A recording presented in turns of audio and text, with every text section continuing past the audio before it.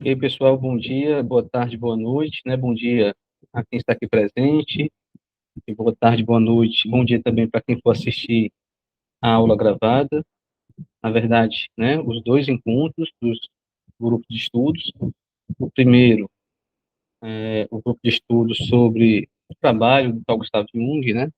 Sobre a psicologia analítica, em que a gente está estudando o livro Energia Psíquica. Por sinal, nós vamos finalizar esse livro hoje. E aí, no próximo mês, a gente já passa na sequência para o livro A Natureza da Psique. Primeiro capítulo, onde se trata da função transcendente, ok? Analisando esse livro, o nosso roteiro, né, para o nosso estudo dirigido, eu passei para vocês algumas questões para nortear o nosso trabalho. Deixa eu compartilhar com vocês. Pronto. Então, esse aqui é o nosso roteiro. Como a gente está finalizando, são 4 questões que eu trago para que a gente possa refletir um pouco, né, sobre o conteúdo que nós podemos encontrar no final desse livro, A Energia Psíquica. Então, a primeira questão é: qual a crítica de Jung à teoria freudiana da sexualidade e ao conceito de libido inerente a esta teoria? Segunda questão: como Jung aborda o fenômeno espiritual em sua teoria? E a terceira questão: como a vida individual é influenciada por estes dois pares de opostos, sexualidade e religiosidade? E a quarta questão: como Jung percebeu que a formação dos símbolos pode ser explicada pelo conceito de energia? Ok? Deixa eu voltar aqui. A Lilian está entrando. Deu certo. Ponto. Oi, Lilian, bom dia. Bom dia. Seja bem-vinda. Obrigada nesse calor. Uhum.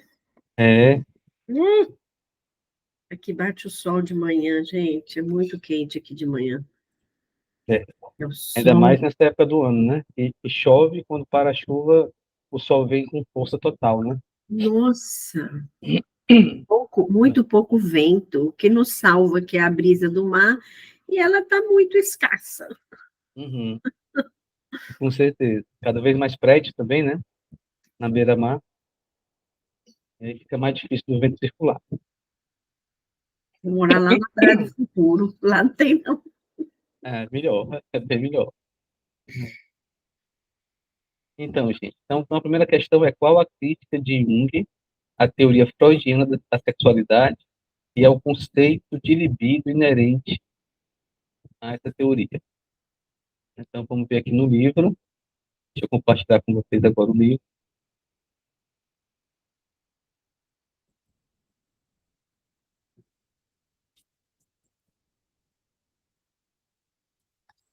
Então, aqui já no parágrafo 104, deixa eu esperar que apareça aqui para vocês.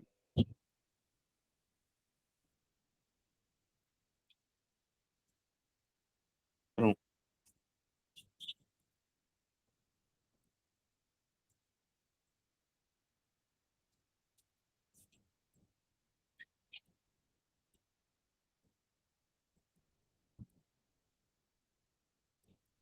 Oi, Célia, bom dia. Célia, seja bem-vinda. Bem-vinda, Célia. Oi, Patrícia, bom dia, seja bem-vinda. Dia, Bom dia, dia. bom dia. Então, nós estamos aqui já começando a discussão, né, sobre o nosso roteiro, e vamos trabalhar agora a primeira questão em relação ao livro A Energia Psíquica. Já lembrando, né, mais uma vez, que o nosso próximo encontro, no mês de abril, o tema do nosso próximo encontro já vai ser o livro, né, na verdade, o livro do nosso próximo encontro já vai ser A Natureza da Psique, primeiro capítulo, tá? Então, em relação aqui à questão,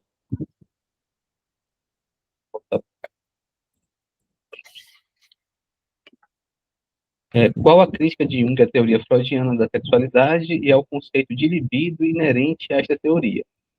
aqui no parágrafo 104 do livro, né, Jung diz o seguinte: acredito que não é supérfluo ter discutido de modo um pouco mais detalhado a natureza dos opostos que estão na base da energia psíquica. Opa. Pronto. Então,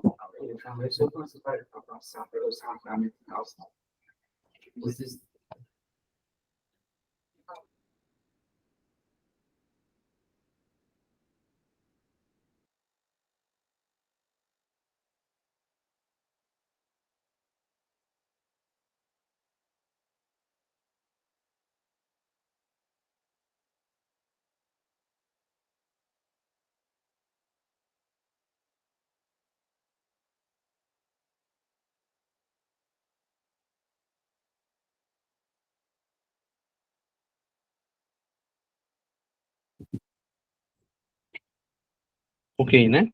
Então, ele comenta o seguinte. Então, acredito que não é supérfluo ter discutido de modo um pouco mais detalhado a natureza dos opostos que estão na base da energia psíquica. A teoria de Freud consiste em uma explicação causal da psicologia dos instintos. Lembra que a gente já vinha falando sobre isso já no começo, né, do livro, né, quando Jung estava diferenciando dois pontos de vista, né? Deste ponto de vista, o princípio espiritual forçosamente aparece apenas como um apêndice, olha só, né? Então, dentro da teoria freudiana, esse princípio espiritual que mostra a finalidade, que mostra o processo de desenvolvimento, né, fica descartado, fica de lado, né, como Jung diz que aparece apenas como um apêndice. Um subproduto dos instintos, na verdade, seria, né, uma decorrência dos instintos, né, uma derivação dos instintos. Em outras palavras, a sublimação do instinto. Como não se pode negar o seu poder inibidor e restritivo, ele é atribuído às influências da educação, da autoridade moral, das convenções e da tradição. Estas instâncias, por seu lado, derivam seu poder, segundo esta teoria, das repressões à maneira de um círculo vicioso, mas o princípio espiritual não é reconhecido como contraparte equivalente dos instintos. Então, Jung faz essa crítica, né, de que a teoria junguiana ela é capenga, né? Ela olha só para um lado, né, dessa moeda, né, descartando o outro lado, a outra dimensão, que seria a dimensão que Jung traz e trabalha muito bem, que é a dimensão espiritual. O ponto de vista espiritual, por outro lado, está corporificado na concepção religiosa, que pressupõe suficientemente conhecida. A psicologia de Freud parece ameaçadora para este ponto de vista, mas ela não é mais ameaçadora do que o materialismo em geral, seja ele de natureza científica ou prática. O caráter unilateral da teoria sexual de Freud, né, e essa é a crítica que ele faz, é significativo, pelo menos como sintoma, ainda que não tenha uma justificação científica, tem uma justificação moral. Indubitavelmente, no âmbito da sexualidade, que a instintividade mais vezes e mais sensivelmente entra em conflito com as concepções morais. O conflito entre a instintividade infantil e a ética jamais pode ser evitado, né? Então, a crítica é essa, né? O que vocês acham disso? Vocês concordam com essa crítica? Discordam? Jung tem razão ou não tem razão? Quando ele aponta, né, para esse caráter unilateral da teoria freudiana?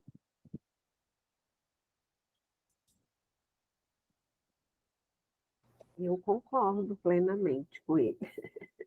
Sim. Acho que né, aí demonstra um próprio sintoma seria um próprio sintoma do Freud mesmo, né? De uma unilateralidade dele, né? É um sintoma dele de levar para essa unilateralidade. Exatamente, exatamente.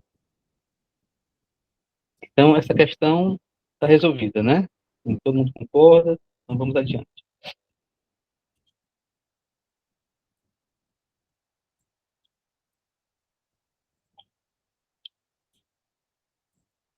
Então, a segunda questão, né?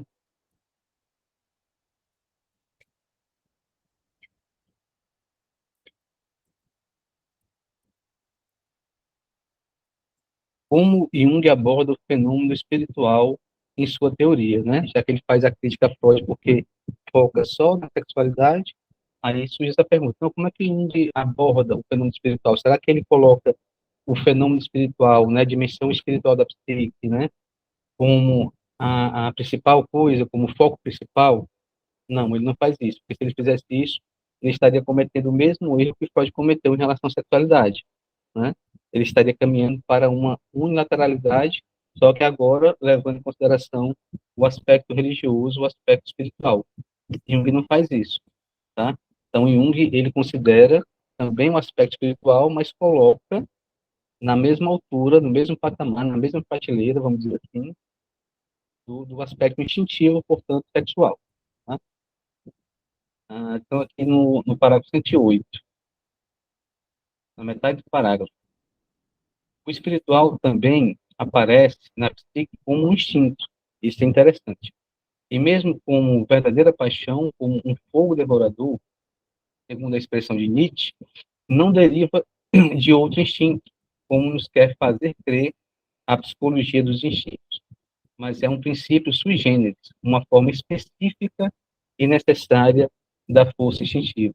Tratei deste problema em um estudo especial ao qual remeto o leitor, e aqui ele coloca aqui uma nota de rodapé, onde ele cita aqui Instinto Inconsciente, né, capítulo 6 do livro A Natureza da Psique, né, deste livro aqui, mas porque nesse livro aqui é um livro só, né, Sincronicidade, Natureza da Psique e Energia Psíquica, né, mas é o capítulo 6 do livro A Natureza da Psique, quando o livro é separado, Instinto Inconsciente.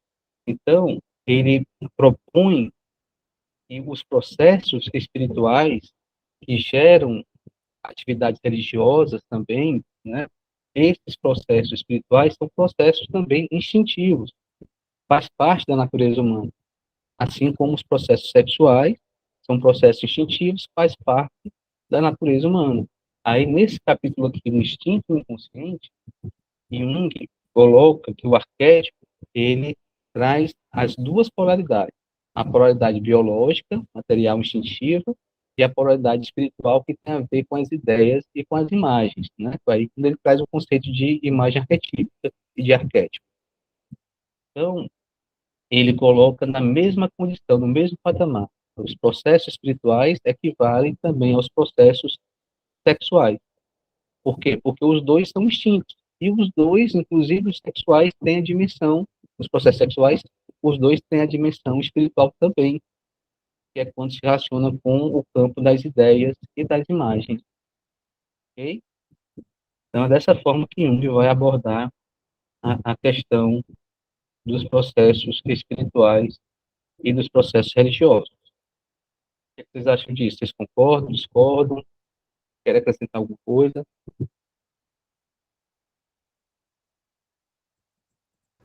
Você pode voltar lá no parágrafo que ele Sim, fala, sim, aqui que eu perdi um pouco, aí no Nietzsche.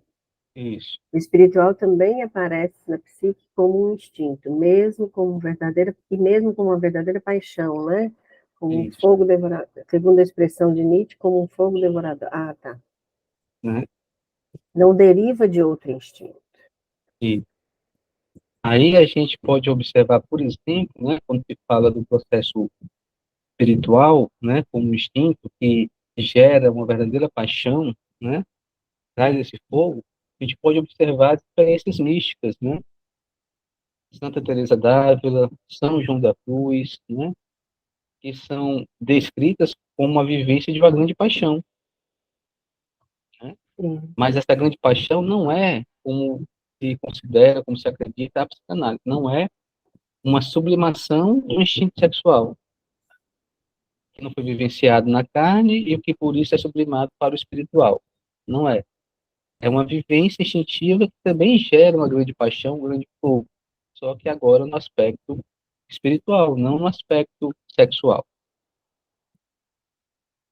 Ok? Célia? Evaldo, seria assim como, por exemplo, essas religiosas, né? As pessoas que direcionam para o lado de religiosa, as irmãs, como chamam, né? Sim, Que elas têm, né? Aquele prazer, o objetivo, aquele foco, todo dia de manhã ser o dia, ter aquelas orações, né? Aquele momento isso. de 1 hora, 1 hora e meia, às vezes até 2 horas, para depois dali é que ser aquele café da manhã. Aí depois daquele café da manhã, aí vai se reunir, direcionar qual é o trabalho diário de cada um. E todo dia é aquilo. E aí, aí tem algo a ter prazer de fazer, a ter Hum, paixão, né? Que a gente percebe, que eu convivi muito com isso, é esse lado dessa energia delas direcionada para esse foco. Se é sim. criança, é com as crianças, aquela responsabilidade, e Uhum. elas, quando terminam o dia, ainda falam assim: o dia ainda ficou muita coisa para fazer, amanhã a gente vai ver o que sobrou do dia de hoje, faltou fazer, para a gente fazer primeiro amanhã, para dar continuidade aos outros dias. E assim ia todos os dias. Aí é nesse sentido, né? E, Isso, exatamente. Seria numa visão pansexualista, né? Ou seja, que tudo é sexual, né? Numa visão em que todo o processo, a base desse processo, todo comportamento, a base desse comportamento é sexual, é de natureza sexual, tá? A pessoa iria observar esses fenômenos, esses acontecimentos, e ia colocar tudo isso como uma sublimação do instinto sexual. Existe uma repressão da sexualidade, uma sexualidade não vivenciada, ela vai ser sublimada, vai ser deslocada para outros aspectos, gerando nesses outros aspectos a mesma volúpia, o mesmo fervor, a mesma intensidade que geraria no ato sexual se a pessoa estivesse realizando a sua sexualidade, né? Então, essa seria uma visão pansexualista, exatamente isso que o Jung critica na psicanálise, na teoria do Freud.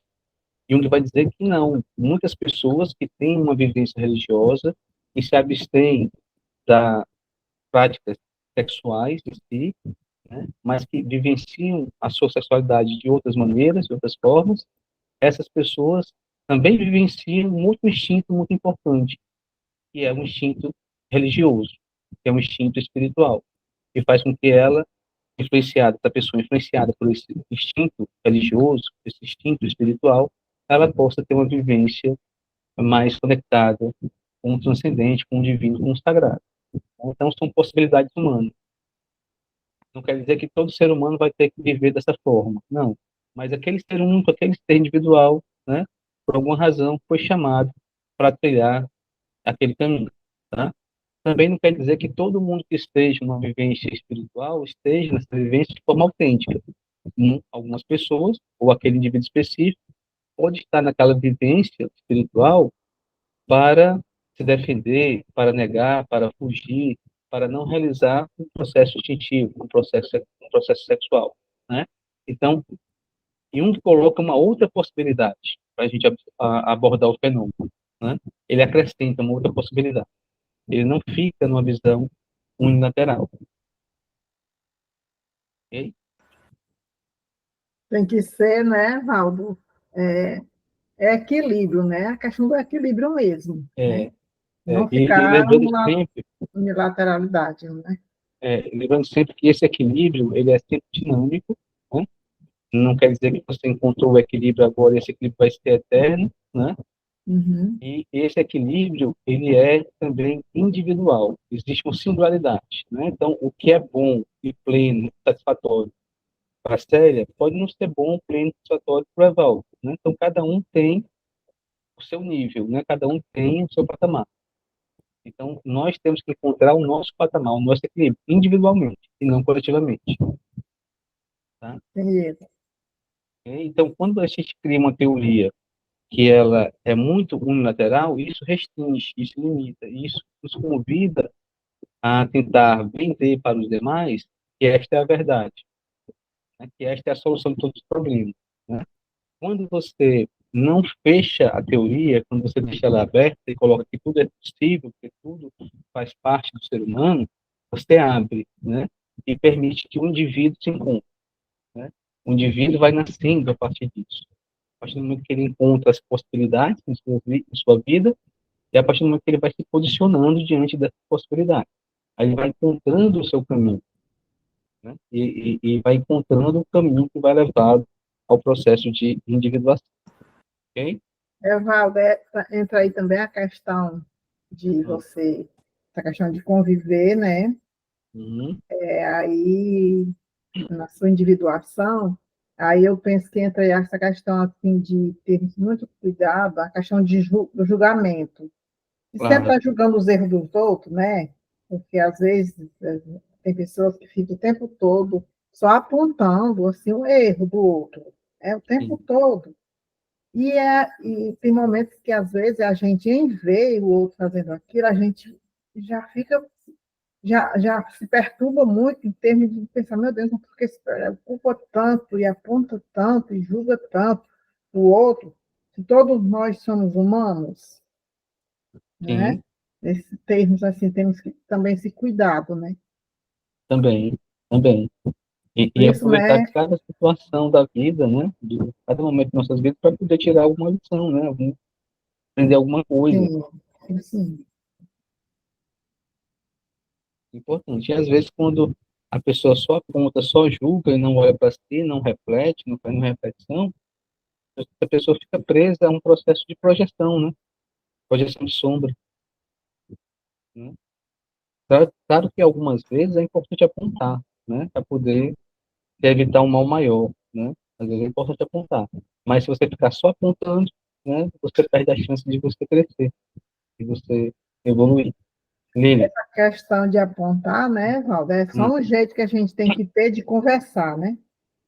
sim, sim. Conversar, né? Que às vezes E o aí, outro está inconsciente, mas aí ele vai pensar e ele cai na para realidade. isso, para isso, a empatia é muito importante, né? E a empatia, ela é desenvolvida à medida que a gente avança no autoconhecimento. Quanto mais autoconhecimento, mais capacidade o indivíduo tem de ser empático. Não é uma coisa caminha ao lado da outra. Por que que é assim? Porque se eu não tenho autoconhecimento, eu estou dissociado da minha sombra. Eu não conheço a minha sombra, né? Então, se eu não consigo conhecer a minha sombra, a tendência é que a minha sombra seja projetada nos outros. Então, eu não vou conhecer nem a minha sombra, nem o outro, nem a mim mesmo. Agora, se eu começo a caminhar numa jornada de autoconhecimento, eu passo a conhecer a minha sombra, passo a conhecer o outro como ele é realmente, passo a me conhecer como eu sou realmente. Então, a partir disso, se desenvolve a capacidade de empatia. Isso a gente vai ver no próximo livro da Von Franz, a gente vai ver daqui a pouco, né? E é muito importante o processo de psicoterapia na formação do analista junguiano, exatamente por esta questão, por esse motivo. Mas a Lília levantou a mão. Lília.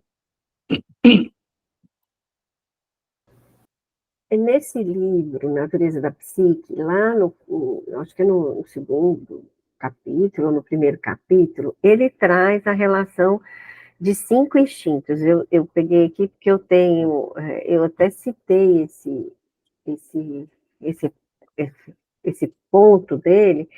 Ele traz 5 instintos ou fatores psíquicos, né? Que é a fome, a sexualidade, a atividade, a reflexão e a criatividade.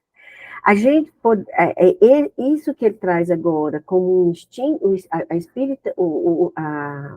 o aspecto espiritual como um instinto, e se encaixa dentro desse fator, desse instinto que ele coloca maior de reflexão. Exato, perfeito, É perfeito, aqui, né? É aqui, exatamente. de reflexão e criatividade, de buscar uma explicação. Nós temos um instinto de refletir, de buscar de onde eu vim, por que, que eu estou aqui, para onde eu vou, né? A gente Isso, tem esse instinto de reflexão, é dele que parte esse aspecto espiritual, né? Essa é, busca pelo transcendente, né? exatamente, exatamente. Eu acho até que aí ele acrescenta também mais dois processos, atos volitivos e processos instintivos e conscientes. Acho que ele acrescenta aí nesse capítulo esses dois outros processos, que fazem parte do conteúdo, né, daquilo que aparece na consciência. Daquilo que já vem com a gente, né? Isso aqui Isso, é a nossa bagagem, são os nossos, né? Vamos pôr assim, isso, os nossos 5 principais arquétipos que a gente já vem com eles de isso. fábrica. De fato, exatamente. E a gente vai funcionando a partir deles, né? Agindo, né? Funcionando a partir deles. Lá Perfeito. vem de fábrica. É bem ponto de fato. É. Gente, aí a terceira questão é essa aqui, ó. Como a vida individual ela é influenciada por estes dois pares de opostos, sexualidade e religiosidade. Aí ele vem aqui no parágrafo 113 falando sobre o seguinte: é naturalmente no período da juventude em que mais podemos lucrar de um reconhecimento amplo da nossa instintividade. Assim, por exemplo, o reconhecimento da sexualidade, cuja supressão neurótica afasta indevidamente o indivíduo da vida ou o obriga desventuradamente a um modo totalmente inadequado de viver. Então, aqui ele concorda com Freud, ele diz que Freud está certo, né? Só que ele diz que Freud está errado porque ele só ficou nisso, não foi além disso, né? Mas isso é verdadeiro, isso é correto. Ele percebeu realmente no consultório dele, na clínica do Jung, né? Ele percebeu muitos indivíduos neuróticos por conta de uma repressão do instinto sexual e de outros processos instintivos. Então, Freud estava correto. O erro de Freud é ter ficado preso somente, né, a essa visão, paralisado nessa visão. Então, continuando. Assim, por exemplo, o reconhecimento da sexualidade, cuja supressão neurótica afasta indevidamente o indivíduo da vida ou o obriga desventuradamente a um modo totalmente inadequado de viver, com o qual ele necessariamente entra em conflito. Um reconhecimento e uma apreciação justa dos instintos normais conduzem o jovem à vida e o envolvem em acontecimentos que o levam, por sua vez, a novas necessidades da vida e aos consequentes sacrifícios e esforços mediante os quais seu caráter se robustece e suas experiências maturam, né? Então, sem a sexualidade, é muito difícil o indivíduo amadurecer. Ou seja, a sexualidade faz parte do processo de individuação. Nós precisamos olhar para ela, né? Nos posicionar diante dessa sexualidade que aparece em nossas vidas e vivenciá-la da forma mais plena que for possível vivenciar, de acordo com cada um de nós. Não de acordo com um padrão cultural, com um padrão coletivo, simplesmente copiar e colar, né? Mas deparar com esse padrão coletivo e se posicionar diante desse padrão coletivo para você deixar sua marca nesse padrão coletivo. Essa é a vivência mais adequada do instinto de modo geral e também da sexualidade. Lilian. Aqui eu sempre eu trouxe um questionamento, né, da minha época ali da adolescência e juventude, que eu era católica, praticante do catolicismo, um questionamento sobre a imposição do celibato aos jovens, né, que começam a querer viver uma vida espiritual, seja ele para ser padre, e impor esse celibato, ou seja, é pegar o instinto e empurrar para, né, e amarrar. E aí dá no que dá. Hoje a gente já sabe de inúmeros, né, desvios que vão acontecer ao longo da vida deles devido a essa imposição, né? Uhum. Pode, pode acontecer de alguns estarem preparados, jovens, já para isso? Ou ser para ele tranquilo isso? Pode ser, pode ocorrer, E, mas a grande maioria não, né? exatamente.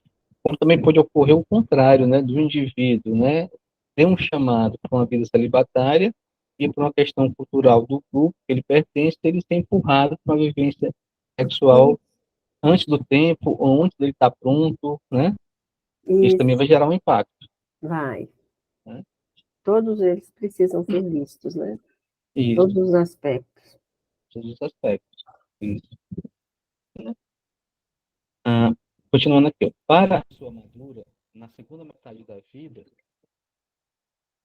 hum, entretanto, a continuada expansão da vida já não é, evidentemente, o princípio correto, porque a descida no entardecer da vida exige simplificação, limitação e interiorização. Em outras palavras, exige cultura individual. A pessoa, na primeira metade da vida, com sua orientação biológica, geralmente pode, graças à juventude do seu organismo, expandir sem dificuldade a sua vida e dela fazer alguma coisa de valor.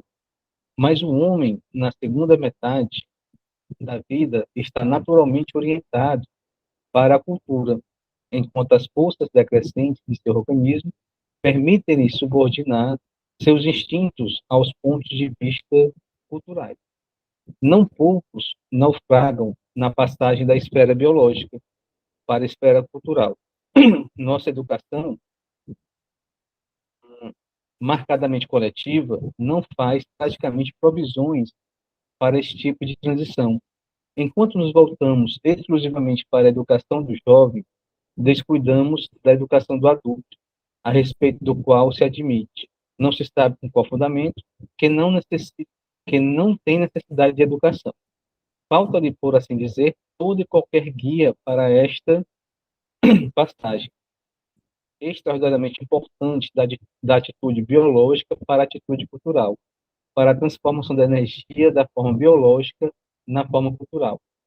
Este processo de transformação é de natureza individual e não pode ser imposto por regras e prescrições gerais, né? Cada um tem o seu caminho, cada um vai ter o seu chamado. A transformação da libido se opera através do símbolo. A formação dos símbolos é um problema fundamental que não cabe discutir no âmbito desse trabalho. Deve remeter o leitor ao capítulo 5 do meu livro Tipos Psicológicos, onde tratei detalhadamente dessa questão. Tá? Então, aqui nessa passagem, Jung fala de um momento muito importante do processo de individuação, que é aquela transição daquilo que, nesse texto aqui, Jung chama de vida biológica, né, ou seja, o indivíduo influenciado pelos instintos, para que ele possa, a partir de então, passar a receber uma influência da dimensão espiritual dos arquétipos, que é o que o Jung chama aqui de vida cultural. Tá? Então, no primeiro momento, o movimento é de expansão, é de ir para a sociedade, né? É para conviver com os pares, né? Com os colegas, com os familiares, com os cidadãos da comunidade que ele pertence, mas chega um momento em que ele vai ser chamado, o indivíduo vai ser chamado a dar um mergulho, né? A voltar-se para si próprio, para que possa, então, observar aquelas principais ideias, aquelas principais imagens que estão norteando a sua vida, tá? Essa transição, posteriormente, Jung vai definir melhor como a crise que antecede a metanoia, esse momento de conflito, né? Esse momento de uma profunda dissociação. Eu vivo de uma forma, mas eu sinto que estou sendo chamado para viver de uma forma diferente, né? Então, esse conflito, esses dois opostos manifestando, de um lado, os instintos, né, biológicos, nós podemos colocar aí a sexualidade, do outro lado, um instinto espiritual levando o indivíduo para uma vivência mais profunda de alma, para que possa se conectar com aquilo que o transcende, também com a sua essência, e esse indivíduo experiencia uma grande dor, um grande sofrimento, um grande conflito, e posteriormente vai chamar de crise que antecede a metanoia. Quando o indivíduo consegue superar essa dualidade, né, esse conflito entre os opostos, o indivíduo consegue avançar no seu processo de individuação, que é aquilo que Jung vai chamar de metanoia, que é uma grande transformação de consciência, uma grande transformação de personalidade. Metanoia significaria mais ou menos isso, uma grande transformação de personalidade, né, que corresponderia a um processo de conversão religiosa. Você tinha uma vida, você morre para aquela vida para renascer para uma outra vida. Seria mais ou menos isso que é a metanoia, como um processo de conversão religiosa, nesse sentido. Tá? Então, o indivíduo vai ser, sim, influenciado ao longo da vida por esses dois opostos, sexualidade e espiritualidade. Tá? Agora, no primeiro momento, vai ser influenciado mais por um deles, no segundo momento vai ser influenciado por aquele outro oposto, aquele outro par, né, elemento do par, que foi negligenciado ou que ficou em segundo plano. Vai haver uma inversão. Se no início da jornada o indivíduo foi influenciado pelos processos religiosos, espirituais, vai chegar um momento que os processos biológicos, sexuais vão aparecer e vão ficar mais fortes. E vice-versa. Ok? Mas qual é a finalidade disso? É promover a metanoia. É promover o processo de individuação. Então, esses opostos, uma hora, eles vão se confrontar, vão se colidir, vai gerar uma grande dor, um grande sofrimento na alma do indivíduo, para que ele possa olhar para isso e encontrar uma solução para esse problema dos opostos. O processo de individuação é exatamente isso, é você encontrar uma solução para os opostos que se manifestam na sua vida. Alguma questão, gente, em relação a esse ponto? Algum comentário?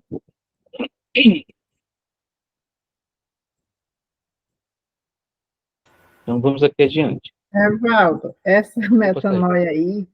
essa metanoia aí é como se fosse comparado assim Hum, aos processos de vida hum, do ser humano, ao desenvolvimento, desde que começa lá da infância, né?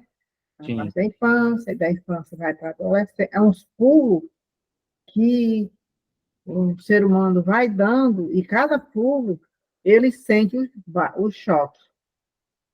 Aí eu penso, Antes não sei se de eu dar tô, o pulo, ele sente o choque. E o choque faz com que ele dê o pulo, faz com que ele dê o pulo. pronto. É Né? difícil, né? Que a gente vê, começa vendo na criança, né? Uhum. Aí eu penso que a metanoia é a mesma coisa, né, Valdo? Assim, Só que a metanoia ela vai acontecer num momento mais crítico de transição. O processo de crescimento da criança, do adolescente e do adulto, esse processo ele é o mesmo, porque é o mesmo processo que vai sendo influenciado pelo instinto biológico, pela dimensão biológica do instinto, no caso, pela sexualidade. Né? Então, a criança vai se desenvolvendo, influenciada, segundo a própria teoria freudiana, pela sexualidade. À medida sim, que a sua sexualidade vai se desenvolvendo, né, vai desabrochando, a criança vai sendo impelida para o crescimento, como Jung descreveu aqui nessa passagem do texto. Mas chega um momento em que o indivíduo, já maduro, ele percebe que só aquilo não é o suficiente, não basta. Mas como é que ele percebe isso? Ele só percebe isso a partir de uma dor, a partir de um sofrimento. Então, ele tem uma dor, tem um sofrimento, vivencia um conflito, que é essa crise da metanoia, que antecede a metanoia, para depois ele passar por um processo de conversão. Tá? Um exemplo disso, a vida de São Francisco de Assis. Então, ele era um jovem comum, como todos os jovens da sua época. Né? Gostava de beber, gostava de se divertir, gostava de dançar, gostava de mulheres, queria ser um grande cavaleiro e queria ter poder, ter prestígio. Né? Todo jovem da época era assim. Né? Então, ele vai para os combates, para as guerras, né? Influenciado por isso. Né? Então, quanto mais ele tivesse prazer, alegria, felicidade material, né? Melhor para ele. Ele estava em busca disso. Quanto mais poder ele tivesse, quanto mais honra ele tivesse, melhor para ele. Ele estava influenciado por isso, né? Até que ele passa por todo um processo de sofrimento, né? Ele é capturado, passa o tempo preso, contrai malária, né? Começa a ter os sintomas da malária. Os sintomas começam a gerar alguns delírios, né? Ou algumas visões, aí depende da sua interpretação, né? Tanto faz ser delírios como visões, o tema é o mesmo, né? O tema arquetípico é o mesmo, né? E aí, a partir desse momento, ele começa a ser guiado por esse tema arquetípico dentro de dimensão espiritual que Jung propõe, que Jung apresenta, essa dimensão espiritual, que nos leva para uma nova vida, né? Que gera uma conversão, que gera uma metanoia. E a partir de então, ele passou a seguir esse caminho, né? Então, de repente, ouviu uma voz que disse: reforme a minha igreja, né? Reforme essa igreja aqui. E ele começou a reformar uma pequena capela, né? Mas ele estava começando a reformar a igreja católica de modo geral, né? Não só uma pequena capela na sua província lá na Itália, né? Então, sendo ele influenciado e guiado por uma imagem, por uma ideia arquetípica que se manifestou através de uma visão ou de um delírio, aí depende da sua interpretação, né? Mas o tema arquetípico, né, foi o mesmo, é o mesmo. E aí gerou nele uma conversão. que é essa conversão? Ele mudar de vida. De uma vida antes, passou a ter uma vida diferente. Ao ponto dos seus amigos, inicialmente, se assustarem e perceberem ou entenderem que ele estava louco. Seu próprio pai, né, entendia que ele estava louco, né, mas ele seguiu esse chamado como um louco, né? Quem segue seu chamado é um louco, na verdade, simbolicamente, né? E aí ele segue o seu chamado. E a partir do momento que ele segue o seu chamado, ele abre um novo caminho. E pessoas, inclusive aqui, algumas pessoas que não entendiam, que o perseguiam, essas pessoas, né, que o perseguiam, essas pessoas passaram, inclusive, a segui-lo, né, nesse caminho. Então, esse é um exemplo de uma metanoia, tá? Mas tem essa grande metanoia na vida de um grande santo, vamos dizer assim, da Igreja Católica, mas tem as metanoias individuais na vida da Dona Maria, na vida do seu Joaquim, né? Cada um passa por suas metanoias, né? Ou pelo menos é Sim, chamado a passar, né? E nem sim. todo mundo que é chamado aceita o desafio, né? Como Santo Agostinho, né, Paulo, também, né? Foi bem. Tem Santo Agostinho também, Uhum. né? Como para o próprio Arjuna, né, Lília? Quando, quando ele está em crise, em sofrimento, como é que pode eu guerrear contra meus tios e meus primos, né? Como poderei eu matá-los, né? É o Se existe uma Dharma, né? lei, pois é, se existe É uma o lei que me Dharma. proíbe, né, de É. matar e ferir um parente meu, como eu poderei matá-los, né? A quem você está matando? Pois é, é, É, né? Ele fica ali no dilema. Mas é até que isso. ele conta Krishna que diz para ele, não se preocupe, Não eles se já estão preocupe. mortos e quem matou fui eu, através de você. Né? Uhum. Esse é o seu Dharma, né? Seu guerreiro. Sim, exatamente. É a sua missão. Cada um tem a sua missão. Aí a gente volta para aquilo que a Célia trouxe, né? Como é que eu posso julgar a missão do outro, né? Se eu não sei nem qual é a minha. Como é que eu não posso dizer que o outro está certo ou está errado, se eu não sei nem qual é a minha, né? Como é que eu posso apontar para o outro para dizer que ele está errado, se eu não sei nem se eu estou certo, né? Exatamente. Uhum. É a quarta questão. Como Jung percebeu que a formação dos símbolos pode ser explicada pelo conceito de energia? Aí, através de estudos e observações, né? Principalmente no aspecto cultural e antropológico, né? Observando tribos, né? Comunidades, na época compreendida com o conceito de comunidades primitivas, né? Povos primitivos. A sociologia da época entendia assim, né? Os povos primitivos, né? Então, observando esses povos, essas comunidades, essas tribos, ele começou a perceber que essas tribos falavam, usavam algumas expressões para designar uma força inexplicável, uma força invisível, né? Mas que a gente podia perceber essa força a partir do efeito dessa força. Né? Então, por exemplo, ele me diz aqui, no 114, as ideias mais primitivas referentes a uma potência mágica, que pode ser considerada ao mesmo tempo como força objetiva e estado subjetivo de intensidade, mostram como os inícios de formação dos símbolos se acham intimamente ligados a um conceito de energia. Aí ele vai dar uma lista de exemplos, vou ler só o primeiro. Darei alguns exemplos a título de ilustração. De acordo com Mac, talvez seja essa a pronúncia, não sei, os índios da Dakota têm a seguinte concepção do que seja esta força. Então, para eles, os Dakotas, o Sol é o Vakanda.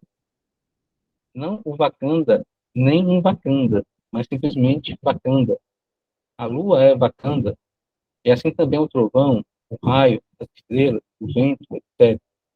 Os homens também, especialmente os xamãs, são Vakanda, assim como os demônios, os elementos, os fetiches e outros objetos rituais, além de numerosos animais e localidades de natureza particularmente estranhas. Meg afirma, a expressão Wakanda pode ser traduzida talvez antes pela palavra mistério do que qualquer outra, mas mesmo este conceito é por demais estreito, porque Wakanda pode significar igualmente força, santo, velho, grandeza, vivo e mortal. Aí ele passa a trazer relatos de outras, né, tribos, comunidades primitivas, povos primitivos, que têm nomes para designar uma força misteriosa que se manifesta a partir de alguns instrumentos, alguns rituais, alguns animais, algumas plantas, e que produz um efeito, né, que depois a gente vai chamar de efeito luminoso, né, lá mais na frente. Aí ele passa a entender a partir disso que os símbolos são portadores de energia, e os símbolos, né, estão ligados ao conceito de energia por conta disso. Porque também, como ele já expôs aqui nesse livro, os símbolos são canalizadores, né, de energia. Pega uma energia e transmite para outro lugar ou para outros processos, né? Então é isso, gente, né, do livro Energia Psíquica. Algum comentário para a gente fechar?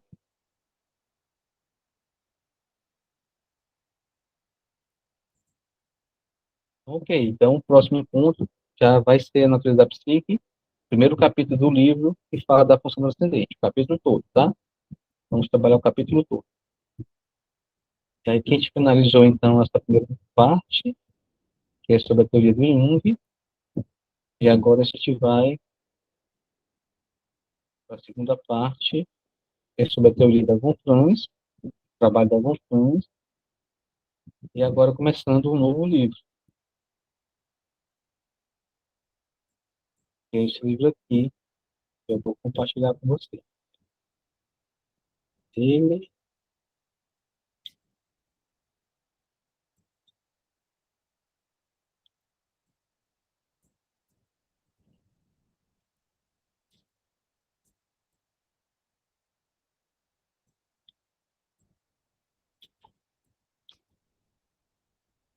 que é esse aqui,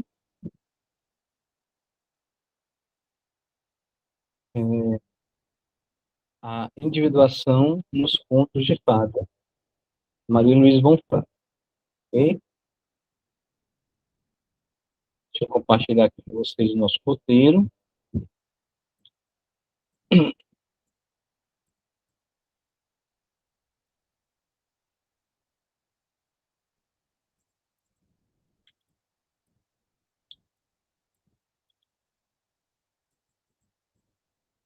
Hoje vamos trabalhar da página 7 à página 31. Tá? Eu incluí aqui no nosso estudo de hoje o prefácio, eu acho muito importante. Tem dois pontos fundamentais aí no prefácio para a gente discutir hoje. E esse aqui é o nosso roteiro. O que é o processo de individuação? Como podemos perceber a ocorrência deste processo? E qual a implicação disso para a psicoterapia? Primeira questão. Segunda questão, qual a implicação do conceito de individuação para a formação do psicoterapeuta junguiano? Terceira questão, o que podemos entender a partir do ponto o papagaio branco, né, de modo geral? Quarta questão, qual o significado simbólico do quaternário, que aparece aqui também no ponto o papagaio branco? Quinta questão, simbolicamente, o que o velho, no ponto o papagaio branco, representa? Sexta questão, quais temas aparecem no conto? Sétima questão, como Von Franz entende o sentido simbólico do conde, que aparece nesse ponto? E oitava questão, como Von Franz interpreta o mordomo? Tá? Deixa eu voltar aqui para o livro. E queria começar aqui ouvindo um pouquinho vocês, né? Quem leu o livro e qual foi a impressão inicial dessas primeiras páginas, dessa leitura inicial.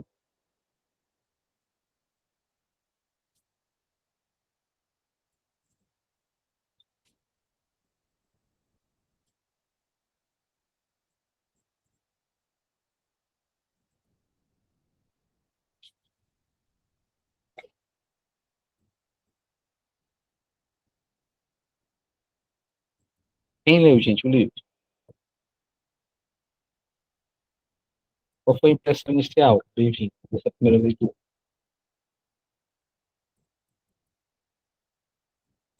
Muito intensa. Hã? Muito intensa.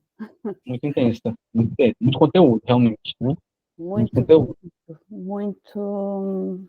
muito saber, É. muito, que se contrapõe com Wolfgang, muita ignorância. Von Franz é fabulosa, né? Maravilhosa, maravilhosa. Por isso Não, que nós vamos mas aqui mais devagar nesse texto aqui, mais devagar do que nós fomos no outro livro dela, tá? Porque aqui é muito denso, é muito conteúdo. Filha, qual foi a tua impressão dessa primeira leitura, do início dessa leitura desse livro? eu não li, Evaldo, Ah, não tive tempo para ler, não me preparei, uhum, mas estou curiosíssima aqui, porque, assim, na hora que você começou a ler as perguntas, e da minha última sessão que eu tive com aquele meu paciente, ele estava viajando em fevereiro, ele não veio, e agora em março a gente já fez 2 sessões, ele está muito angustiado, né?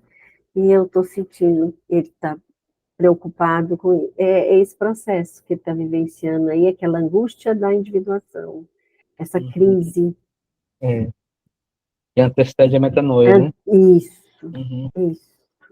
isso. Célia, conseguiu ler, Célia? Conseguiu? Qual foi a tua impressão?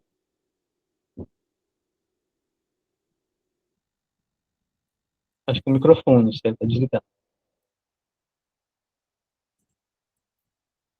Assim, Evaldo, eu li uma vez, mas, Uhum, assim, por cima, mas ler é uma coisa, estudar é outra, né? Mas, assim, uhum, pelo que eu entendo, assim, processo de individuação aqui também está relacionado com o que nós vínhamos falando já aí, né? Energia psíquica também em alguns pontos, né? Assim, sim, sim, isso, né? isso, Porque, né, Evaldo, esse processo de individuação é um processo que é um movimento, né? isso. Que fazemos alinhado com o nosso céu, né? Mais ou Uhum, menos assim, né? Por isso que eu penso que está relacionado com o que já vemos, já estamos estudando aí, também já trazendo do Jung, né? A energia psíquica, nós já falamos também algumas partes. Hoje já está aqui, né? Como a Lília falou, né? Também do caso do paciente dela, o processo de metanoia, uhum, também está ligado aqui nesse processo desse livro da individuação do Avon Franz, eu penso. perfeito, perfeito. Patrícia, você está acompanhando, está ouvindo, né? Mas não sei se você pode falar. É, você leu o Olá, texto? olá Oi, Evaldo, Patrícia. bom dia a Bom dia. todos. Então, eu não li o texto e estou num sítio onde eu não consigo falar muito, mas estou muito atenta e quero agradecer também já pela primeira parte, que já foi ótimo, foi mesmo bom. Uhum. E vou ficar aqui a ouvir, está bem? Tá ok, Patrícia, tá ok. Tá. Qualquer coisa pode chamar aí.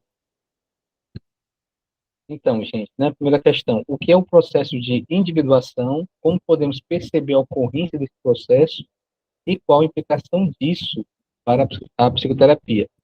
Uma questão ou três questões fundamentais, né, para nós psicoterapeutas junguianos, né, analistas junguianos, psicólogos junguianos, o nome que você queira dar, mas para quem trabalha com esse processo que Jung descreve como processo de individuação. Tá? Então, vamos ver aqui, começando pelo prefácio. O prefácio não é da Von Franz, é de Leon Bonaventure, a pessoa responsável por traduzir esses livros, pelo menos os principais livros da Von Franz, para o português, para serem publicados, editados pela editora Paulus. Ok? Então, vamos lá. Há mais de 3 quartos de séculos, Carl Gustav Jung abriu-nos portas novas para o nosso mundo interior. A alma humana tornou a ser uma realidade viva. Constatar que existe no ser humano uma tendência inata, natural e espontânea a encontrar seu centro, sua unidade. Esse aqui é o processo de individuação. Uma tendência natural, inata, como alguém disse, acho que foi a Lília, já nascemos com esse chip, com essa programação, né? Ou seja, esse aplicativo já está implantado no nosso sistema, né? E aí, isso naturalmente ocorre durante a vida. Essa tendência inata, natural e espontânea a encontrar seu centro, sua unidade, né? Que é o self.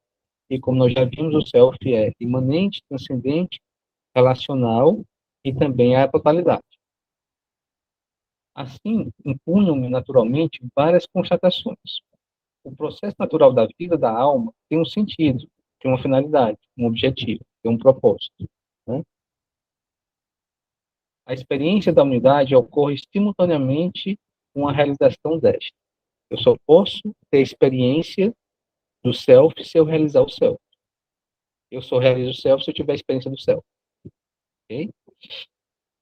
A nossa totalidade vai se realizando de maneira relativa e parcial, né? Embora o propósito seja nos levar para a verdade absoluta, como a gente vê lá no Hermetismo, né?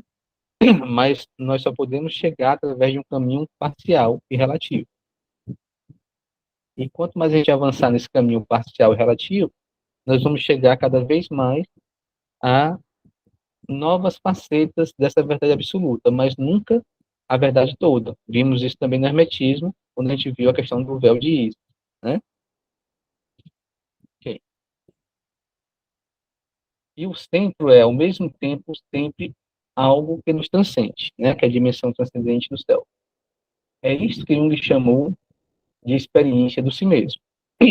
Então, individuação, processo de individuação é esse processo natural que nos leva a ter a experiência do si mesmo em nossas vidas. Em outras palavras, que nos leva a realizar o self em nossas vidas.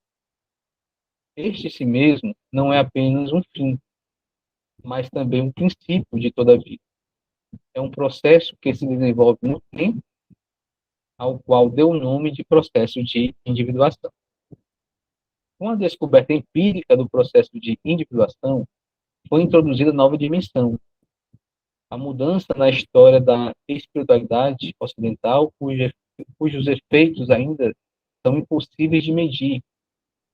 De fato, a nossa nostalgia de uma unidade interior e de um sentido para a nossa vida, antes buscando no campo do universo mental, filosófico, intelectual e religioso, leva-nos agora ao campo da própria vivência da realidade da alma. Pela experiência é que se abriram caminhos novos em busca do mais profundo do nosso ser. Isso acarreta, evidentemente, uma mudança para a perspectiva da psicoterapia, afastando-a do campo médico. A análise psicológica cessa de ser um tratamento para tornar-se um trabalho com vistas a favorecer o crescimento interior. Mesmo que no início de uma análise psicológica exista sofrimento, estado de conflito, de tensão, a finalidade não é curar o sintoma, mas permitir o crescimento interior através destas dificuldades. Essa é a finalidade da psicoterapia, que leva em consideração o processo de individuação. Não é curar o sintoma, embora alguns sintomas se curem, né, à medida que avança no processo de individuação. Mas a finalidade é gerar esse processo de crescimento e desenvolvimento psicológico e espiritual, que é o processo de individuação.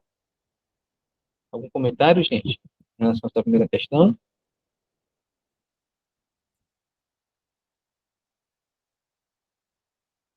Não, né? Então, vamos lá. Então, diante disso, o autor continua, né, o autor aqui do prefácio. Isto me leva a fazer algumas considerações que tem a ver com a segunda questão, né? Qual a implicação do conceito de individuação para a formação do psicoterapeuta junguiano? Isto me leva a fazer algumas considerações a respeito da formação dos psicoterapeutas da escola junguiana.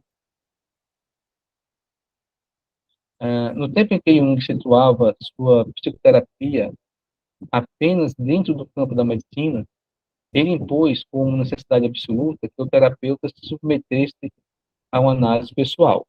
Isso, ele diz, ele afirma em 1912. Por motivos de ordem social, chamamos a isto hoje de análise didática. Esta exigência acarreta duas evidências.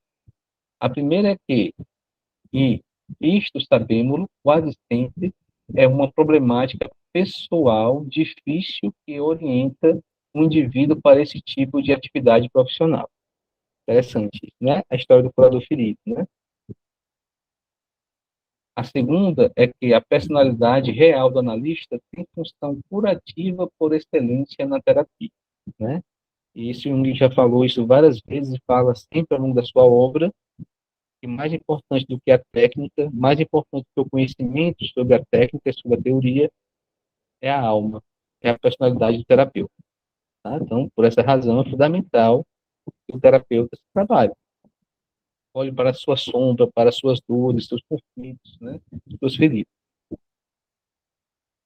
Vê-se daí a necessidade absoluta de que ele tenha passado por uma análise. Mas isto se torna ainda mais imprescindível quando a análise deixa o campo da medicina e da clínica para tornar-se um lugar privilegiado da individuação. Fica assim evidente que o psicoterapeuta, se é que ainda este termo é apropriado, não pode conduzir outra pessoa além de onde ele mesmo foi. Qualquer que seja a importância da técnica e dos conhecimentos, o essencial são as suas qualidades humanas. Assim, o seu principal instrumento terapêutico é a sua própria alma. É fundamental. O nosso principal instrumento de trabalho é a nossa própria alma. Só Eu a acho, alma. Walter, Nossa, essa frase eu acho tão assim, fina, muito assim, importante, né? fundamental, fundamental. É fundamental para quem trabalha com a parte humana, o psicoterapeuta, a questão psicológica, né? Os Sim, psicólogos, né? isso. E aqui explica, ó, o objetivo do analista é despertar a vida da alma. Por isso que o principal instrumento de trabalho dele é a alma, já que ele precisa despertar a vida na alma do outro. O objetivo do analista é despertar a vida da alma, cultivá-la, fazê-la crescer. Em resumo, estar a serviço do si mesmo e torná-lo presente. Mais embaixo. Seria, no entanto, um erro acreditar que a análise pessoal ou didática cria por si só uma relação viva com si mesmo, que leva à experiência com si mesmo. Só a análise por si só não faz isso. Pode fazer, mas só ela não garante que isso vai acontecer. O analista não pode despertar outra coisa senão aquilo que já existe dentro da pessoa. Devemos até constatar hoje, com certa tristeza, que com demasiada facilidade se esconde por baixo do termo brilhante de análise didática uma realidade que é busca do poder, de aprender uma linguagem, uma cultura, muito mais do que um aprofundamento da experiência interior. Olha só, gente. Existe uma verdadeira deformação. Assim, vemos que não se deve nunca associar como forçosamente interdependentes análise e individuação. Pode-se até perguntar, com o próprio Jung, o que vale um diploma de faculdade de medicina, psicologia, ou qualquer outra instituição, quando se trata de conduzir e ajudar alguém no seu processo de individuação. O que importa é o homem na sua totalidade, na relação analítica. Mesmo que a situação analítica seja um lugar de privilégio para a individuação, não é o mundo. O mais importante é o sentido do símbolo da alma, do legítimo amor em relação a si mesmo e aos outros, o respeito, qualidades que adquire igualmente fora desta situação especial. A melhor análise é a vida, né? Porque o processo de individuação ele deve ocorrer naturalmente na vida. Então a melhor análise é a vida, é viver a vida plenamente, de acordo com cada pessoa, de acordo com cada singularidade. Como Jung sempre gostava de repetir, a alma humana não se conhece apenas dentro do consultório do analista, mas na experiência da vida tal como é vivida, com todas as suas implicações. Daí, mais embaixo, né? Daí a importância para quem queira tornar-se analista, de achar um analista que o aceite como paciente e com quem sinta afinidade. É a transferência contra transferência, né? Que depois vai gerar uma relação pessoa a pessoa, né? Depois, né? Quando se trabalha a transferência e a contra-transferência. No decorrer do trabalho analítico, ao confrontar-se consigo mesmo, ao ser posta à prova a sua capacidade de se colocar a si mesmo em questão, ele se revela a seu analista, revela suas qualidades, seus dons, suas exigências, sua maturidade, sua vocação. Começa a definir-se esta vocação e, neste momento, continuando sua análise pessoal, começa devagarinho a abrir-se a outros conhecimentos. Sempre ocorrem juntos, como vimos acima, prática e teoria.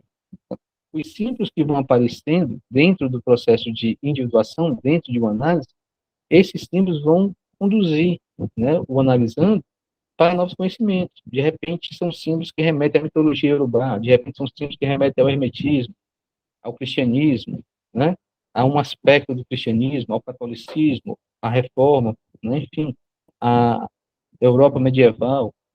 E a partir desse símbolo, o analista, o analisando, vai adquirindo novos conhecimentos, e vai estudando, né, e vai aprendendo.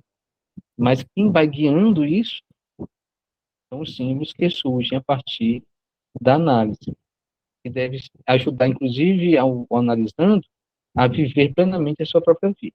E assim vai se dando a formação do analista junguiano, porque outro nome você queira dar para quem exerce essa atividade. Continuando, ser analista é, antes que profissão, principalmente uma exigência interior, uma paixão pela alma humana, um modo de viver a sua criatividade, pois a prática da análise é uma arte, a arte de criar a alma. Nesse trabalho de formação do analista, de acordo com o Jung, a regra não é a análise chamada didática. Ela não tem nada de espetacular. A finalidade essencial é remeter a pessoa a si mesma, para a transformação dos terapeutas da corrente junguiana, para a formação dos terapeutas da corrente junguiana. O essencial, portanto, para a formação dos terapeutas da corrente junguiana é o confronto consigo mesmo e com os outros. Nunca Jung reivindicou patente, monopólio, exclusividade, territorialismo. Jung nunca disse que só se chega à verdade através dele, em outras palavras, né? Nunca entregou diploma para ninguém, nem qualquer reconhecimento social. Pelo contrário, só nos pediu para sermos fiéis à nossa voz interior. Não é de estranhar, pois, que a formação do analista seja estritamente individual, já que ela é orientada para a individuação, que é sempre única e singular. Dependendo da arte e do estilo individual, por sua vez, dependentes do mito próprio de cada analista, apresenta-se uma série de modelos de prática. Alguns são grandes sacerdotes da alma, outros são grandes confessores, outros funcionam como diretores espirituais, outros pastores da alma, chefes de grupo. Existem os sofistas, os educadores, os pragmatistas, os conselheiros práticos, ou ainda os biologistas que examinam no mínimo detalhe o relato da vida, e tem mães nutrizes que protegem o crescimento, inspiradoras ou confidentes. Outros serão do tipo xamã, iniciadores ou gurus, sensibilizadores do corpo, etc. Né? Cada um no seu mito pessoal, cada um no seu caminho, no seu chamado. Portanto, o modelo de médico é apenas uma variedade entre tantas outras, e até normas da prática médica diferem. Jung não cessava de repetir que tudo dependia da equação pessoal, isto é, do mito individual do terapeuta. Quando se tenta parcialmente institucionalizar esta formação, o que acontece é que transformação e relação pessoal são deslocadas para uma instituição, para nela serem resolvidas. Não só o caráter pessoal e privativo desaparece, mas tanto o analisando quanto o analista encontram-se entre duas normas. De um lado, a norma da instituição, que, por natureza, é normativa e, portanto, restritiva e, portanto, produz sombra, né? E, por outro lado, a das exigências individuais de cada um. Aí mais embaixo. Portanto, colocar em questão a validez da institucionalização da formação é o mesmo que colocar em questão o problema da relação grupo-indivíduo. Esta pergunta foi dirigida a Jung, que não hesitou em responder, bem consciente do que dizia. Até um pequeno grupo é regido por um espírito de grupo, aquilo que nós entendemos lá no hermetismo como o egregório. Né? O pequeno grupo forma uma egrégora que gera um egregório. Aí Jung está aqui falando, né, do espírito desse grupo. Até um pequeno grupo é regido por um espírito de grupo, fonte de sugestão, influenciam nas pessoas, né, naquela egrégora. Quando é bom, pode ter muito bons efeitos, mas às custas da autonomia espiritual e moral do indivíduo. Todo grupo, ele vai, de certa forma, em certa medida, destruir a autonomia do indivíduo. Todo grupo. Né? E isso é contraditório ao processo de individuação. Então, uma instituição junguiana, ela deve ser a mais livre e aberta possível. Né? Menos restritiva possível. E deve deixar os indivíduos que fazem parte dessa instituição o mais livre possível. Né? Para que eles possam encontrar o seu caminho, ouvir o seu chamado. Quando é bom, pode ter muito bons efeitos, mas às custas da autonomia espiritual e moral do indivíduo. O grupo, ele sempre reforça o ego, também reforça a pessoa. O si mesmo, por outro lado, é diminuído e relegado a um segundo plano, para o proveito da média. Todo mundo fica na média ali, né, daquilo que se espera, né? Mas em vista da inclinação notável dos seres humanos a se agarrarem uns aos outros, e também dos ismos, em vez de encontrar nos grupos a segurança e autonomia da qual precisam, mas que tudo ao perigo de que o indivíduo faça do grupo seu pai e sua mãe, e fique assim tão dependente, infantil e inseguro quanto era antes. Né? Esse é o perigo do grupo, esse é o perigo das instituições formadoras. Não é por acaso que dentro da Associação Internacional de Psicologia Analítica, que agrupa um grande número de analistas junguianos, se faça a questão de deixar abertas todas as alternativas possíveis de formação analítica, sem privilegiar nenhuma. Assim, pode-se ter uma formação unicamente individual, como analista filiado a esta associação, ou a formação através de instituição particular, como o Instituto Gustavo de Jung de Zurique. Pode-se obter igualmente através de uma sociedade nacional, mas qualquer que seja o caminho seguido por cada um, o certo é que a equação de ser analista e ser membro de uma sociedade qualquer é mistificação. A identidade de um analista não se pode medir pela sua filiação a uma instituição, né? Nem tampouco por um certificado. Né? Mas então, como medi-la? Diante da riqueza e da diversidade da árvore plantada por Jung, a resposta é clara. Esta qualidade de analista lhe é conferida pela sua capacidade de expressar seu verdadeiro ser em cada situação da vida e de estar ao serviço do self, de si mesmo. Somente pode responder com o que é a sua coragem de ser. Né? Queria ouvir vocês, né, diante disso. O que vocês acham? Discordam? Concordam?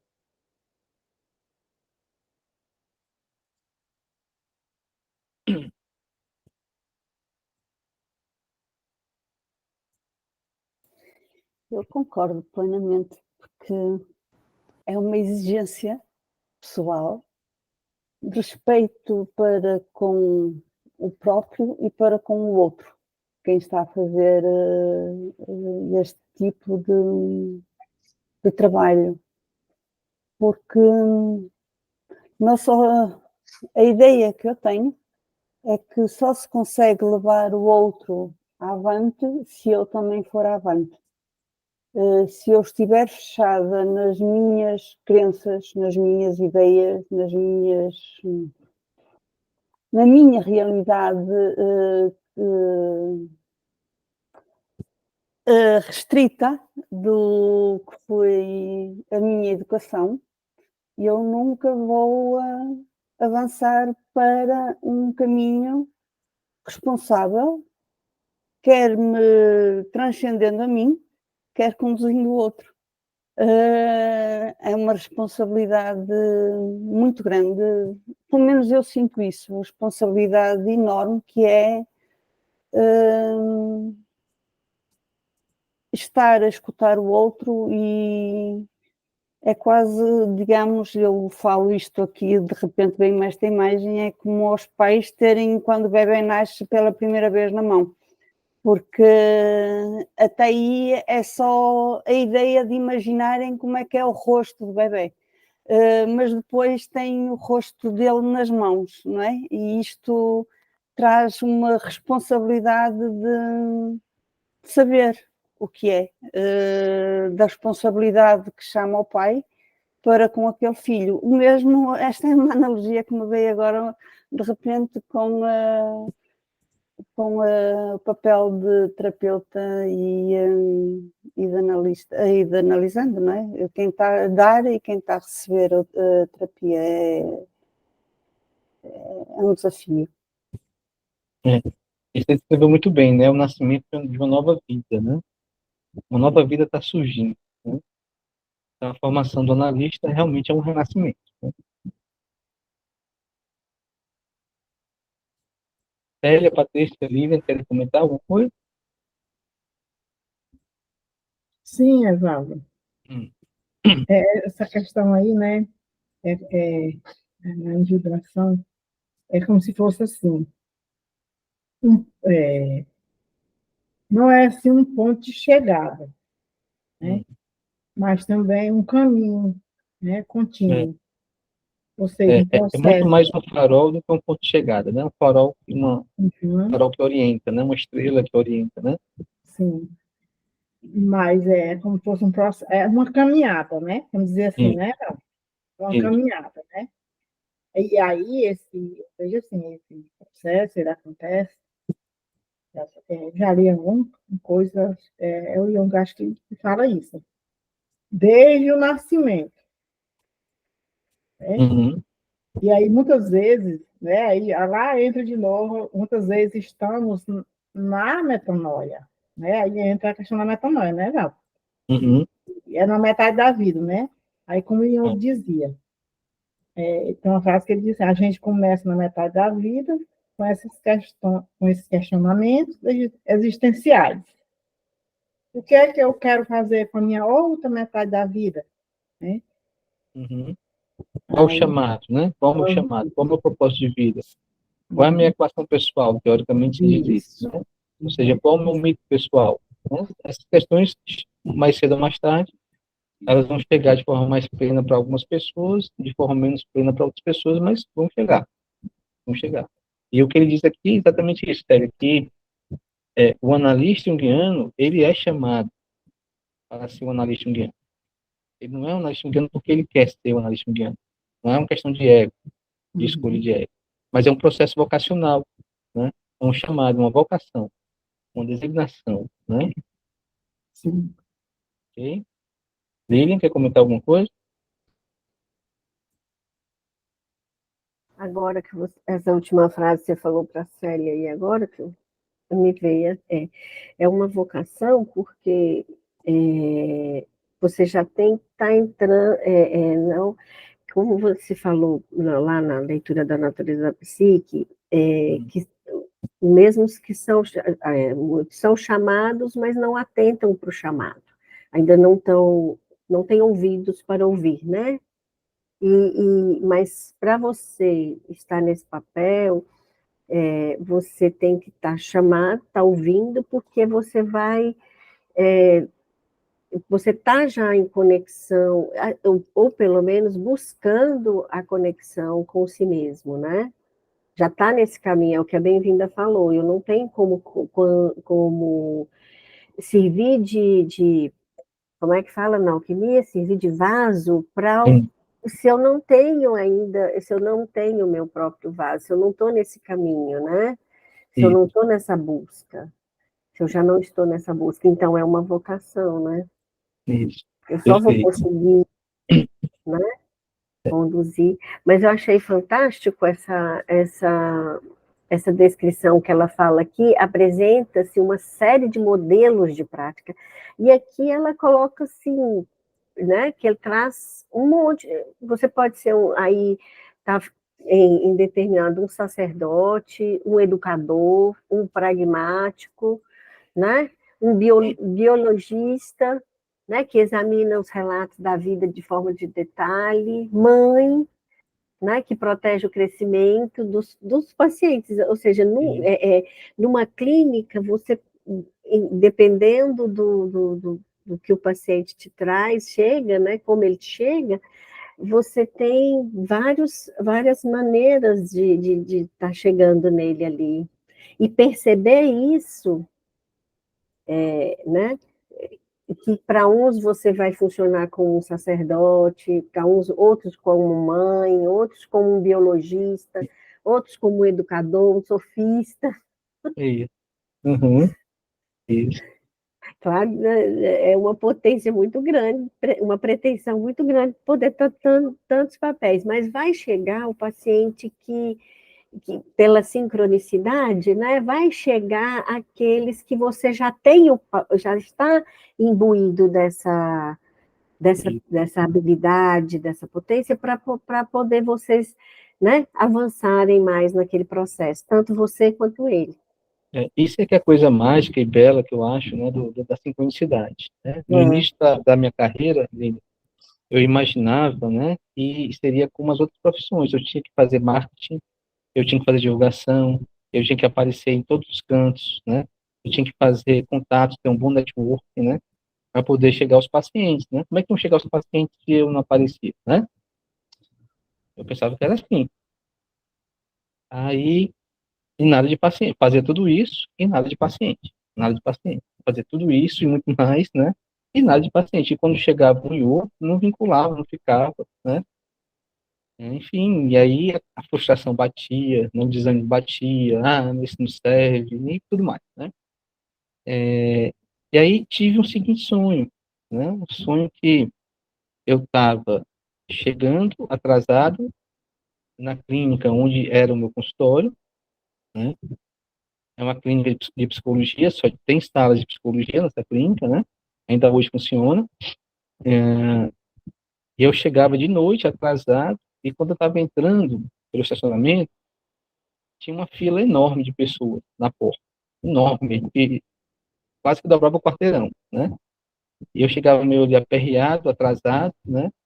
Aí a secretária me recebia e dizia, olha, tu tá atrasado, tem um bocado de gente te esperando. O sonho que eu tive, né? No momento em que eu estava me questionando, né?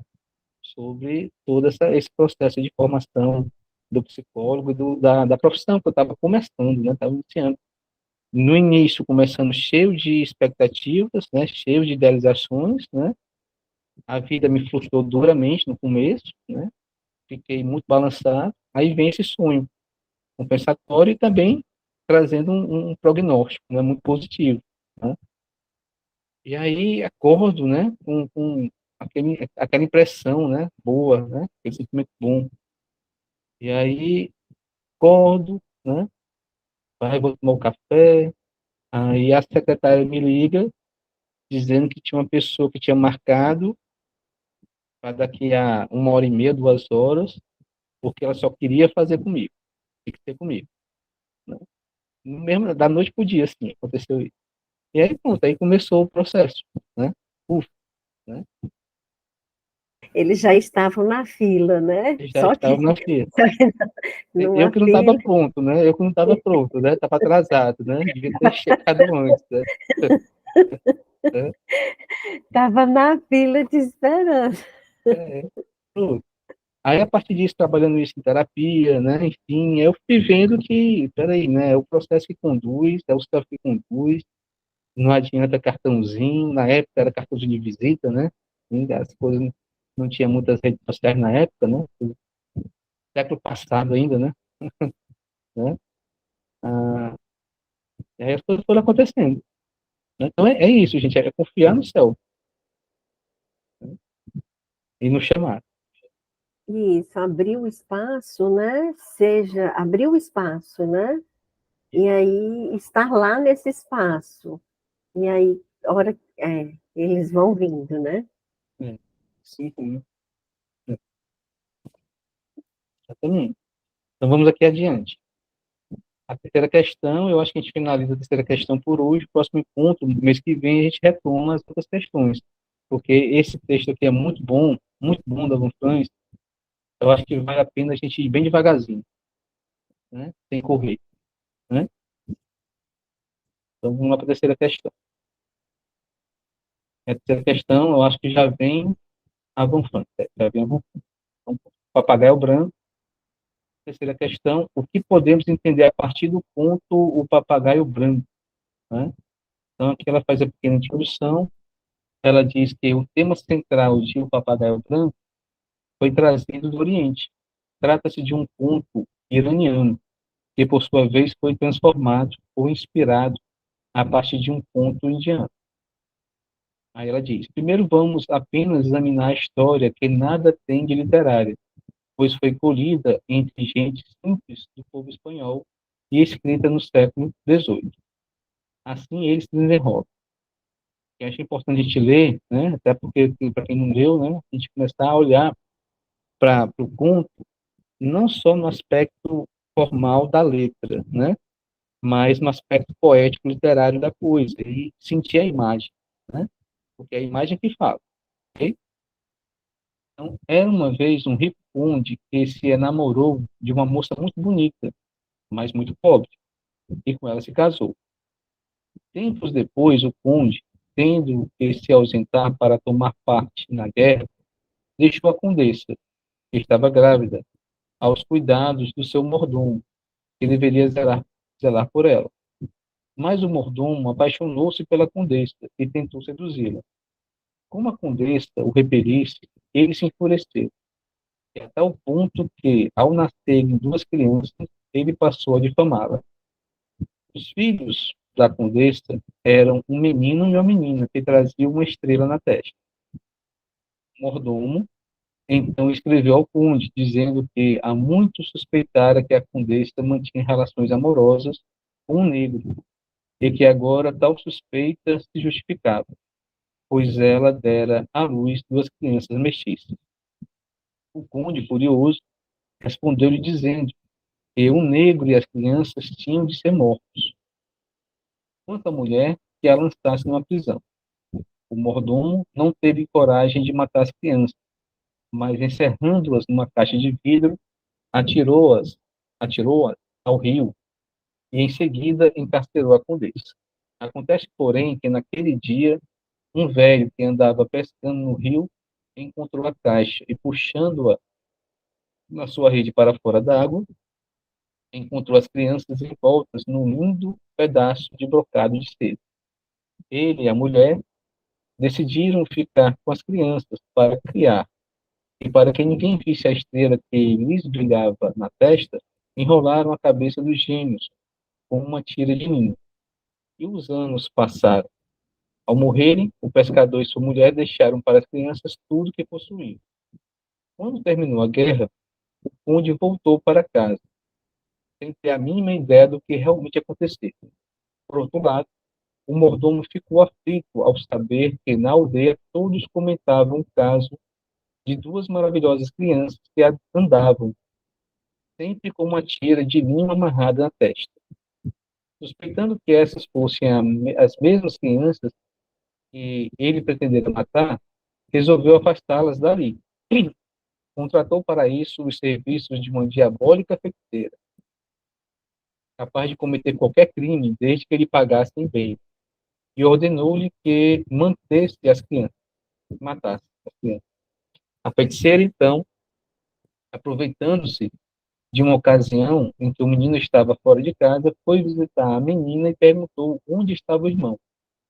A menina respondeu que ele saíra. Como a feiticeira se mostrasse maravilhada com a casa, a menina convidou-a para entrar, e a feiticeira aceitou. Olhou tudo, achou tudo lindo, mas disse que ali só estava faltando uma fonte de água prateada, mas que, se o irmão quisesse, poderia conseguir uma. Para isso, bastava que ele fosse até a fonte levando um pequeno cântaro, enchê-lo com tal água e trazê-lo de volta consigo. Uma vez que se derramasse aquela água no quintal, ali haveria de brotar uma fonte igualzinha, com as mesmas águas prateadas. A bruxa foi-se embora e, quando o irmão regressou, a irmã disse que tinha muita vontade de ter uma fonte de água prateada. O menino achou aquilo um absurdo, que eles não precisavam de fonte nenhuma, e não ia buscar nada. Mas a menina tanto o afligiu e apoquentou, que ele, afinal, resolveu ir. Agarrando o cântaro, saiu em busca da fonte prateada. Seguindo o caminho indicado pela feiticeira, veio-lhe ao encontro um velho, que, ao saber de seus objetivos, perguntou qual a pessoa que o odiava tanto, a ponto de mandá-lo para lá. O menino respondeu que fora uma velha que persuadira sua irmã que ele deveria sair em busca de tal água de prata, e assim ele estava fazendo.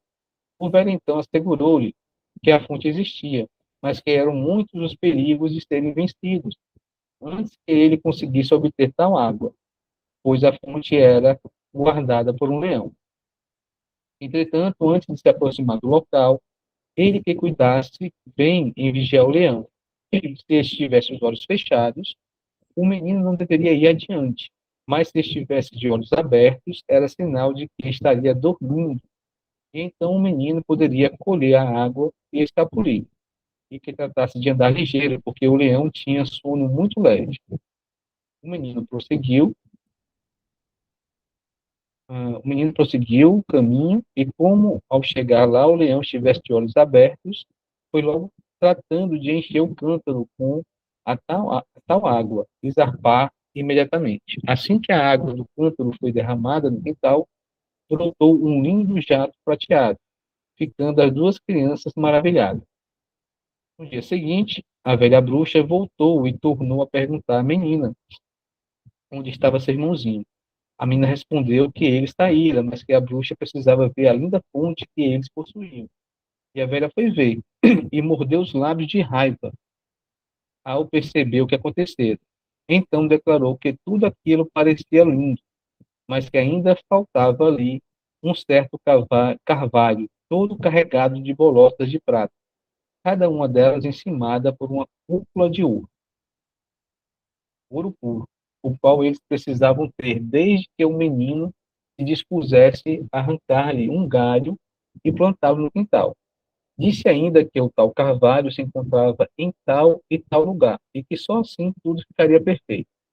Tudo aconteceu como antes. A menina, chorando e fazendo cenas, aborreceu o irmão até este exclamar: quem sabe o que poderá me acontecer se eu for? Mas afinal acabou por ceder, e partiu em busca do tal carvalho. Novamente, lhe vem ao encontro o velho, que o previne de estar a caminho da própria destruição, e indaga-lhe: o que está fazendo? O menino relata o acontecido. E o velho o aconselha a montar um cavalo e ir galopando até o carvalho. E que antes de descer do cavalo, ele deverá vigiar bem a serpente guardiã da árvore, pois quando ela esconde a cabeça é sinal de que está dormindo. E então o menino poderá colher o ramo e escapulir. E foi o que ele fez ao ver a serpente esconder a cabeça. Agarra o galho e foge, levando consigo. Chegando a casa, ele planta o galho no quintal e no mesmo instante brota um lindo carvalho. Quando a velha feiticeira torna a voltar lá, morde os lábios de raiva ao constatar que os meninos pela segunda vez estavam sãos e salvos. Então declara: a menina está tudo perfeito, não fora a falta de um certo papagaio branco, muito lindo, que eles precisavam conseguir. Esse papagaio era tão fantasticamente valioso que quem o possuísse haveria de ser rico e feliz por toda a vida. E para possuí-lo bastava que a menina mandasse o irmão ir procurá-lo. De volta a casa, o irmão passa a ser atormentado pela irmã que deseja, a qualquer custo, possuir o tal papagaio branco. Ele responde dizendo que os caprichos dela já lhe custaram bem caro, mas ela lhe assegura que este será o último. O menino faz com que a irmã prometa isso e, por fim, se dispõe a sair em busca do papagaio. A meio caminho, o velho encontra-o e lhe diz que se ele seguir sempre na mesma direção, chegará a um bonito jardim, repleto de árvores cheias de pássaros, mas que tenha cuidado de não se aproximar de nenhum deles. Depois de algum tempo, um papagaio branco deverá surgir e pousar numa pedra circular que gira em torno do seu próprio eixo. E então o papagaio dirá: não haverá por aí alguém que me queira aprisionar? Não haverá ninguém que me queira prender? Se ninguém gosta de mim, então que me deixe só. Em seguida, ele fará vários rodeios até se cansar, e então colocará a cabeça debaixo da árvore. Aí poderá ser capturado. O menino deverá ficar atento e não tocar no pássaro, nem por um instante, antes dele estar bem adormecido, a cabeça escondida na árvore. Pois se assim não fosse, se o papagaio fosse agarrado uns segundos sequer antes do tempo, espantar-se-ia e o menino viraria pedra. Ele mesmo teria a oportunidade de ver uma porção de pessoas que sofreram tal destino e que lá estão. O menino então prossegue caminho e vai encontrar tudo tal qual o velho dissera, inclusive a pedra circular e muita gente petrificada em torno dela. Pouco depois surge o papagaio a voltejar, mais belo do que tudo o que se possa imaginar. Pousando na pedra, ele pergunta: não haverá por aí alguém que me queira aprisionar? Não haverá ninguém que me queira prender? Ninguém gosta de mim, então me deixem só. A seguir, enfia a cabeça debaixo da asa, mas o menino tem tanto medo de tocá-lo e está tão ansioso que acaba por agarrá-lo um átimo de segundo antes do devido tempo. E o papagaio espantado alça voo, enquanto o menino fica petrificado. Enquanto a menina, notando que o irmão não regressa, começa a temer que algo lhe tenha acontecido e se recrimina por isso. Voltando a visitá-la, a feiticeira encontra em lágrimas, disfarçando a própria satisfação. A velha aconselha a não se afligir. Diz que o menino vai voltar, que ele deve ter se encantado com as coisas lindas que encontrou no jardim e, por certo, demorou um pouco mais, esquecendo-se da hora. Seria melhor ir buscá-lo. Quem sabe se ele havia perdido o caminho de volta. E assim a velha bruxa acabou de por persuadir a menina, que, ansiosa por saber o que acontecera com o irmão, resolve sair à sua procura. Seguindo pela mesma direção que vira o irmão tomar, também ela se encontra com o velho, que lhe pergunta quem tanta aldeia a ponto de enviá-la para lá. A menina lhe diz estar à procura do irmão. Por ela, a menina lhe diz estar à procura do irmão por ela enviado em busca do papagaio, que não regressara. O velho então conta que seu irmão tinha virado pedra, porque não atendera a seus conselhos. Mas ela não deveria se entristecer, pois ainda poderia salvar o irmão se fizesse exatamente o que ele ia ensinar. O velho aconselha tal como fizera seu irmão, recomendando-lhe muito para ser realmente cuidadosa, não espantar o papagaio, sobretudo esperar até que ele estivesse bem adormecido, pois só então poderia agarrá-lo e mantê-lo bem seguro. E a menina segue os conselhos do ancião, espera o papagaio adormecer bem, para então agarrá-lo. Neste exato momento, todas as estátuas de pedra retornam à vida, inclusive seu irmãozinho, e muitos homens, entre os quais se encontrava o conde, o próprio pai das crianças, que há algum tempo também foram em busca do papagaio e se petrificaram. Todos ficaram encantados com a menina que os salvara. Então as crianças resolveram convidá-los para um grande banquete, durante o qual o menino conta que não sabem quem são seus pais, pois haviam sido encontrados por um pescador dentro de uma caixa de vinho. Aí o conde pede para ver o pedaço de seda que traziam na cabeça, e ao ver o pano reconhece seu próprio brasão bordado na seda, coisa que o faz suspeitar cada vez mais de que aquelas crianças são os seus próprios filhos. Fica a tal ponto pensativo que se esquece de comer, ficando distraído do prato. O papagaio está sempre pousado no ombro da menina. Observa de repente que o conde está muito pensativo. Ele diz que, se quiser saber a verdade a respeito do que anda passando, que trate de mandar tirar a esposa da prisão, e ela então lhe dirá quem são as crianças. O conde vai para casa e tira a condessa da prisão e ouve-a contar exatamente o que acontecera. E ela lhe diz exatamente que seus filhos podem ser reconhecidos por uma estrela que trazem à testa. Ao ver as crianças, a condessa logo as reconhece. Tira-lhes a faixa da testa e apresenta-as ao conde. Convencido da maldade do mordomo, o conde manda matá-lo. Mas a velha bruxa, percebendo os acontecimentos, consegue fugir antes que eu a pegue. Nesse dia em diante, o conde e a condessa viveram felizes junto aos filhos e nunca mais se separaram do papagaio branco, né? Então, essa é a imagem, né, que o texto, né, nos traz. Tem muitos símbolos nessa imagem, tem um tema, né, nessa imagem, ou alguns temas, né, tem um tema central e alguns temas, né, circulando esse tema central. E eu queria deixar para vocês refletirem sobre qual é o tema central, quais são os temas que circulam esse tema central, e também como que essa imagem, né, ampliada, essa imagem, né, que une o tema central e todos os demais temas, como que essa imagem chega até vocês, né, só para vocês refletirem.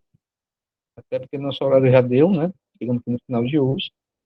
Vocês vão refletir, no próximo encontro, no próximo mês, a gente volta a falar sobre essa imagem arquetípica, esses temas arquetípicos, e a gente segue mais 2 ou 3 questões de acordo com o nosso tempo. Ok? Então, gente, boa semana para vocês. Quinta-feira, supervisão de grupo, tá? De manhã, de 8 às 10. Tudo bom para vocês. Até a próxima. Bom dia. Bom dia.